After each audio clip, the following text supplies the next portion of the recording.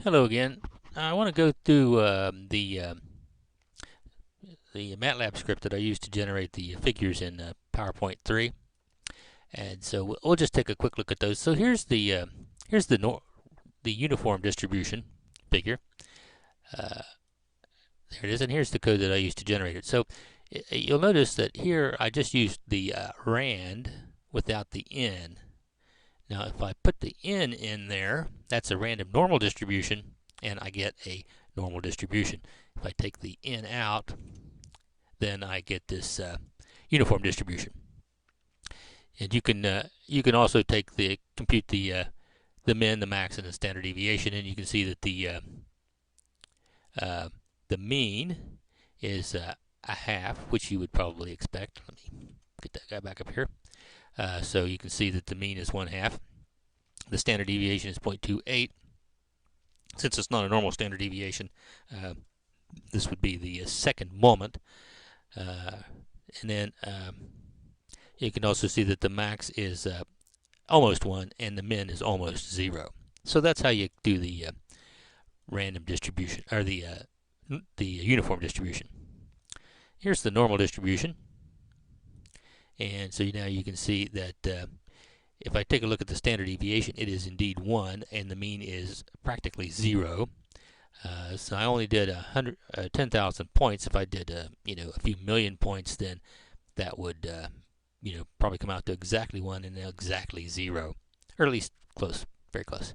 And you can see how I did this. So I just generated the random numbers, the normal ones, and then I used this function hist, and I took these numbers. Let me just run it down to here so you can kind of see what's going on.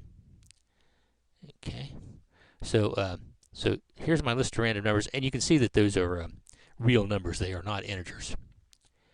And then when I plot them out, I just the hist function, I just put the numbers in, and then I want 100 bins, so I put 100 there. If I were to do a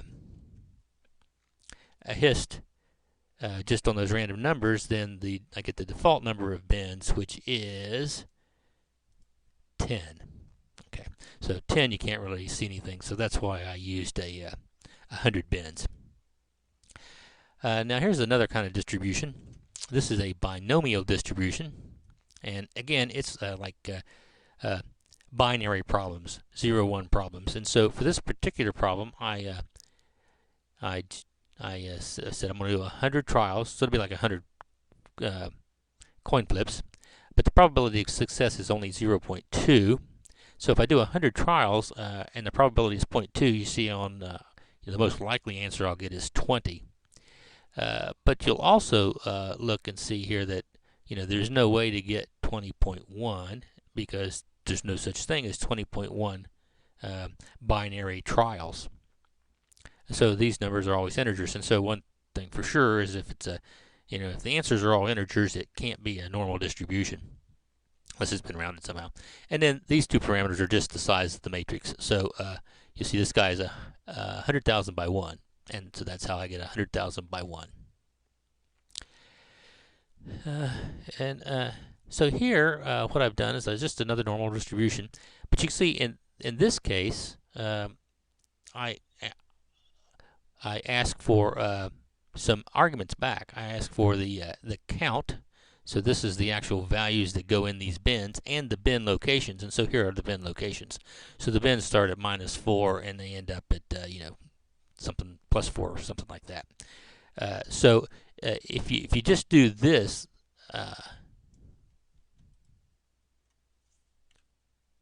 you get a plot. But if you do this, you don't get the plot. What you get is back the counts and the bins. And so then I have to come down here and plot it. Now the other thing I did was I calculated the bin width. So the bins are uniformly distributed, at least in this case. And so if I take the diff of them, that finds the difference between one bin and the next. So I can do that to show you what that looks like. So you can see they're all 0.87453. And if I take the mean of that, so if I take the mean of the diff, I get the bin widths. And then if I take the PDF, which is the count, divided by the sum, right? So this is going to be 100,000, right? Then this is the probability it gets in the bin, and this is how wide the bin is, and so that gives me the actual probability. And so you can see it's about a 0.5 probability that I'll be right here at when I'm looking at x equals 0.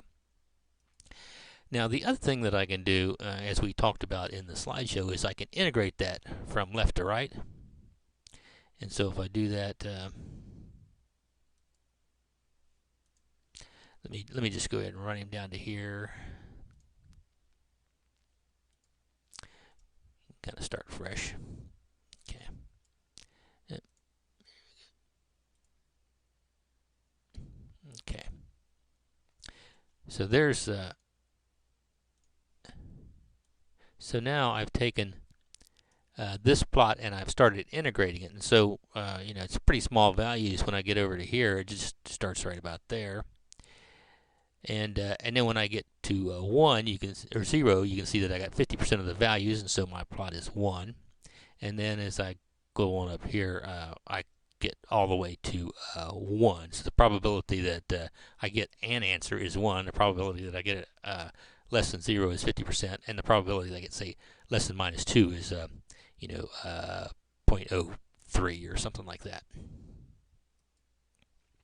So when you do your homework, you might want to look at this piece of it. But basically, I'm going to generate a. I'll just run through the rest of this. So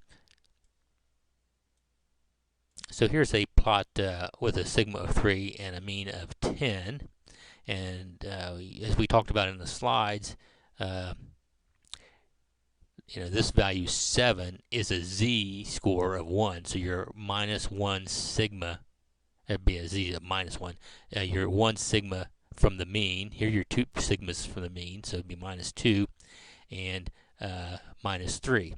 And so if you want to use the norm CDF or IRF-C or IRF to compute the probability, then you need to convert these x values to z values using the sigma and the standard deviation, or the standard deviation and the mean. All right, and so then I've got some more probabilities down here, and so you can, I'll give you this piece of code, you can take a look at it, and you can extract what you need from the homework. Shouldn't be too much in the way of modifications, although the one in the homework is a little more complicated than this. So with that, I will let you go, and we'll do some bit error rate problems in the